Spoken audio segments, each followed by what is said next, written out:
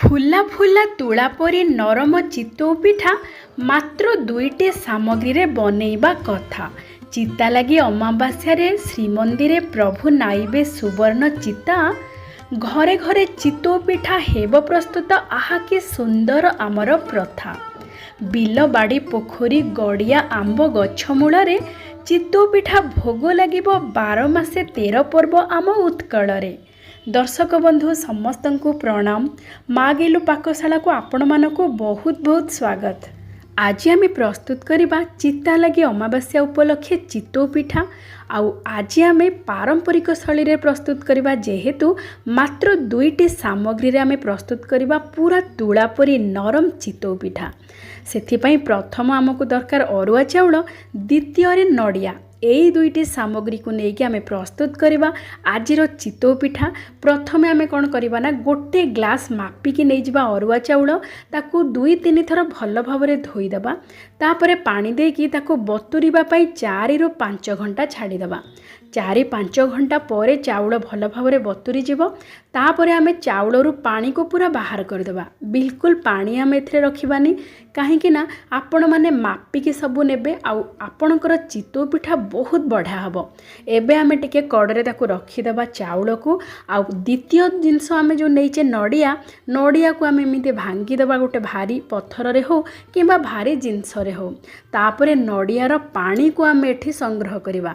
आम नड़िया पानी रे चितौ पिठा मध्य प्रस्तुत करवा। देखंतु आगकू आउ एबे आमे कौन करवा ना ये नड़िया को कोरीदेवा।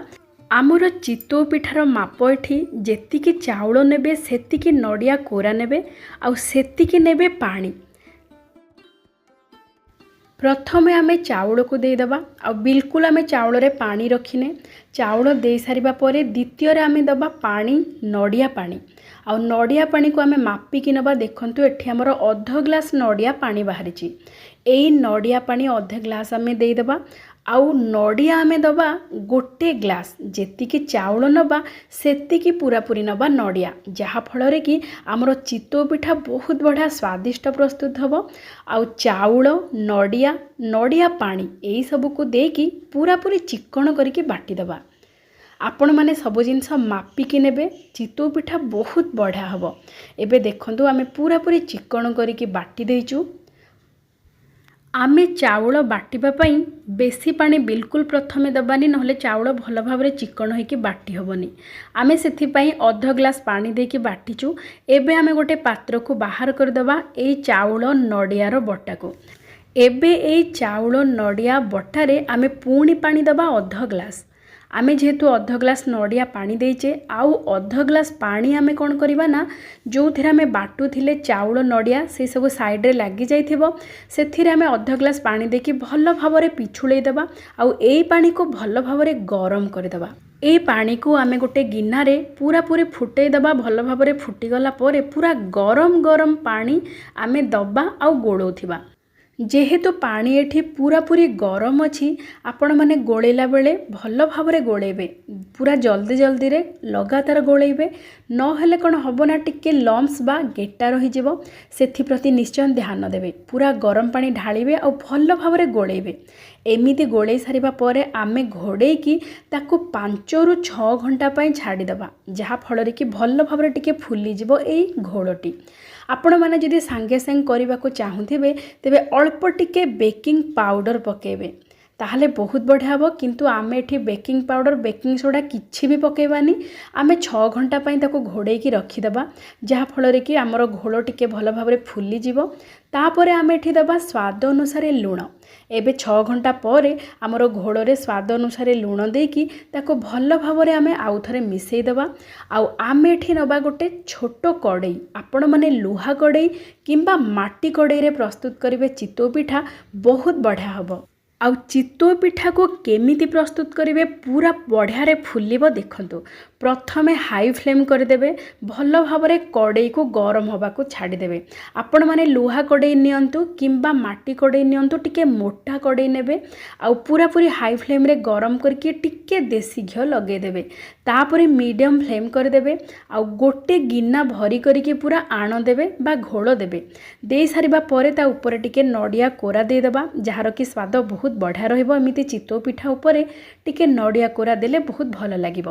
तापरे गोटे थालियाटे घोड़े देबा किंबा आपण माने चाहिए गोटे ढांकुणी घोड़े देबे आउ ता उपरे गोटे बड़ चामच पानी एमिति चारिपट को दे देबे।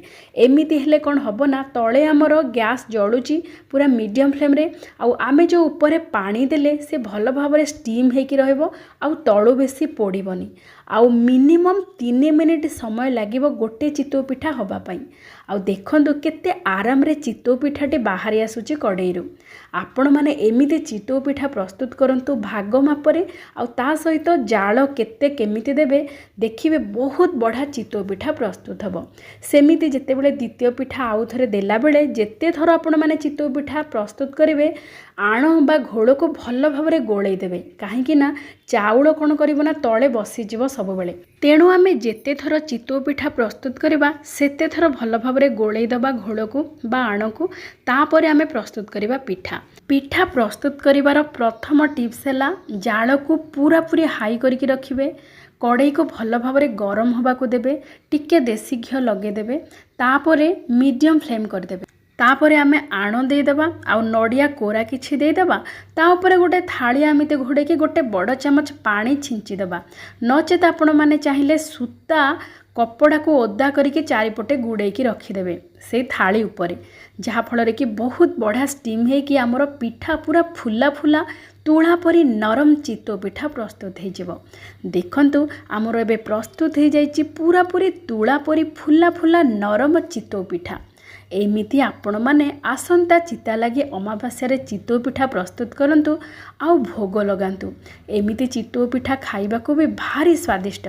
आमे पारंपरिक शैली रे प्रस्तुत करेचे आज चितौ पिठा को, जो थिरे कि ना बिरी चूड़ा खाइबा सोडा किंबा बेकिंग पाउडर किछिर दरकार नहीं। जेमिति पारंपरिक शैली रे प्रस्तुत हुए सेमिति आमे प्रस्तुत करिचु। आ देखंतु चितौ पिठा केते नरम हेचे भितरु। चितौ पिठा प्रस्तुत करने सबुठु सहज। आपण माने एमिति चितौ पिठा को सठिक माप अनुसार आउ केते बेले केते जाळ देबे ताकू जदि ध्यान रे रखिके चितौ पिठा प्रस्तुत करेंगे आपणकर चितौ पिठा पूरा तुला परी नरम फुला फुला एमिति प्रस्तुत हबो। आपण माने एमिति चितौ पिठा प्रस्तुत करंतु खांतु समस्त को खुआंतु समस्त को बहुत पसंद आसीबो। तेबे आजि पई एतिकी पुणी देखाबा आ गोटे नुआ वीडियो रे आ गोटे नुआ व्यंजन सहित। जय जय जगन्नाथ।